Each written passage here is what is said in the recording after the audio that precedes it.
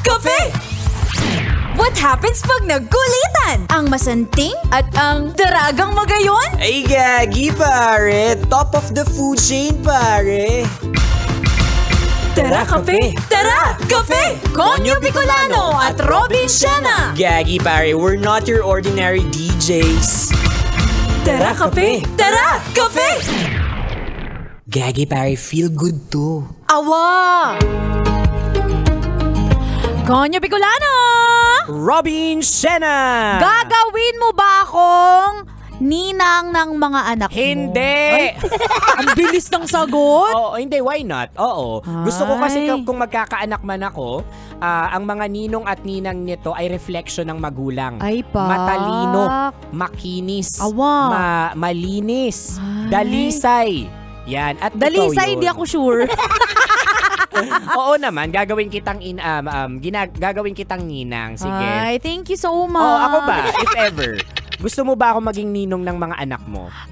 Actually, parang gusto kong ibigay yung option dun sa magiging anak ko. Ay, wow. Oo, tipong anak, gusto mo bang maging ninong si Konyo pwede mo namang Bicolano? sabihing oo o hindi lang eh. Huwag mo Hindi. nang pinapa...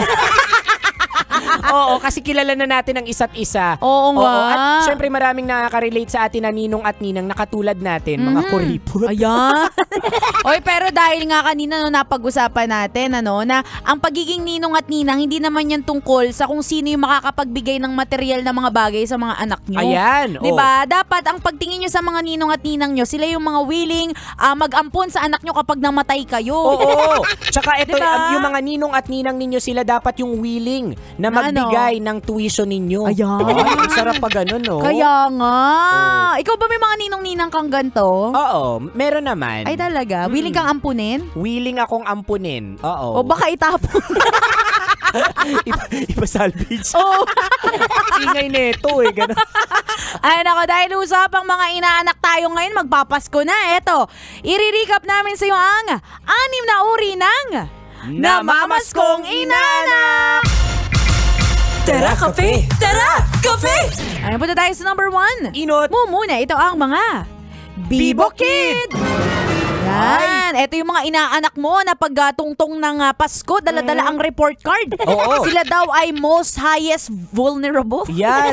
Most highest honorable honors. Yan, Ayan, oo. ang haba. Yagi, pare, lahat ng awards ibibida sa'yo, ipapabibo talaga. Ninong, ninang, ako po ang best in uniform. Ayan, ako po ang best in TikTok. Ako po ang best in kaldag. Ayan. Yan.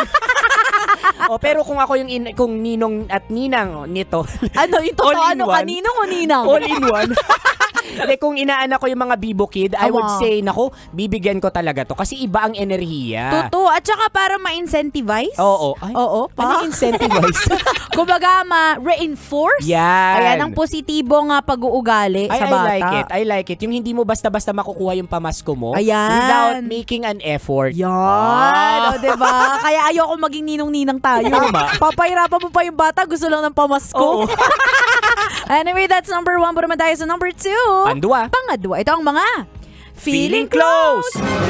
Yan. Ito yung mga inaanak mo na ang tagal mong di nakita, pero grabe makakapit sa'yo. Oo nga eh. Nung narinig ka na sa radyo, nung may pangalan ka ng Robin Siena, nung may pangalan ka ng Konyo Bicolano, uy, best friend kita. Ayan. May kasama pang yakap-yakap yan. Oo. May halik na may laway-laway. Ayan.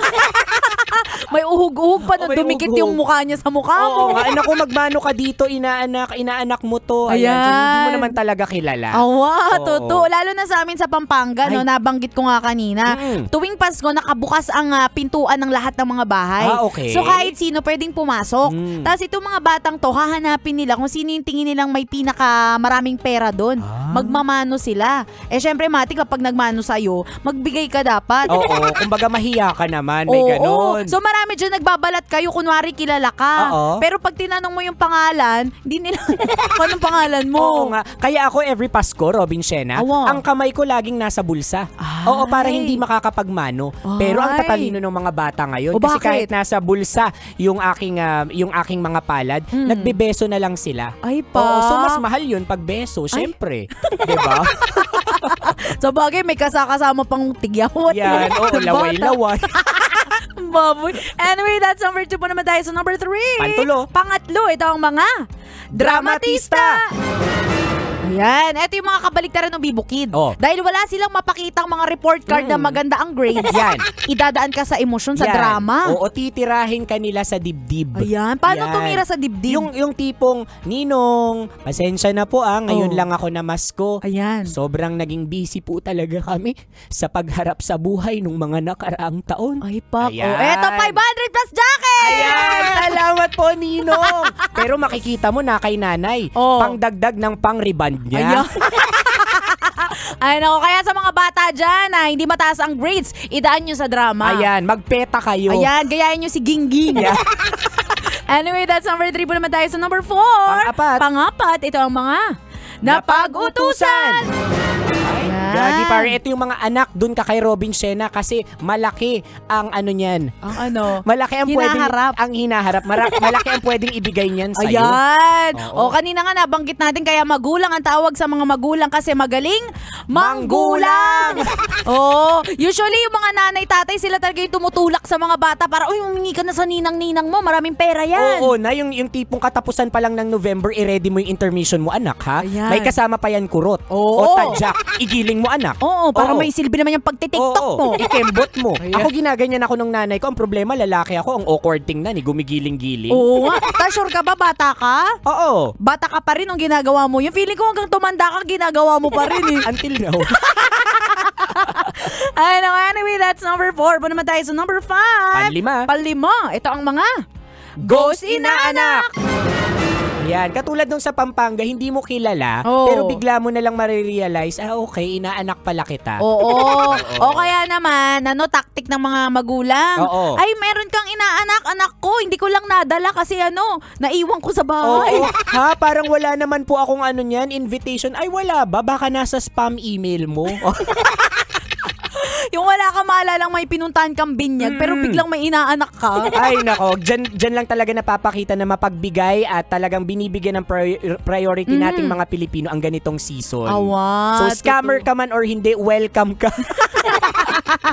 Anyway, that's number 5. Para tayo sa last but not the least, number 6. Pang-anom? Pang-anam, ito ang mga tanggap lang ng tanggap. Yan. Alam mo, masasabi ko na ito talaga ang pinaka-sinisimbolo ng mga bata. Yan. Mga inaanak. Oo. Lahat naman kaya nilang tanggapin eh. Pag binigyan mo sila, masaya sila kasi gano'n naman ang bata. Yan. Nagiging problema lang yan at nagkakaisip ang bata kasi nga nasulsulan na ng magulang. Diba? Oo nga, legit yan. Kumbaga wala naman talagang masamang tinapay para sa mga bata. Awang. Ako din naniniwala ako nung bata pa ako. Walang masamang tinapay for me. Basta croissant, okay yan sa akin. Paano pag panis? Ha? Basta croissant. Ay nako, pero good example din sa Pampanga kasi. Ang pamamasko naging kompetisyon na yan sa mga magpipinsan. Kompetisyon? Kompetition. At the end of the day, halimbawa 25 ng hapon, magbibilangan na yan sila kung sino may pinakamaraming napamaskuhan. So yung mga bata tuloy, nagkaroon na ng muwang na kapag halimbawa orange ang binigay na pera, 20 pesos, ay mababa yan. Ay, mababa. Gusto na nila kailangan blue para 1,000. Ay? Grabe, may mga ganun na talaga. Kaya mahirap maging Kapampangan. Legit yung yan. mga bata marunong na mangingi.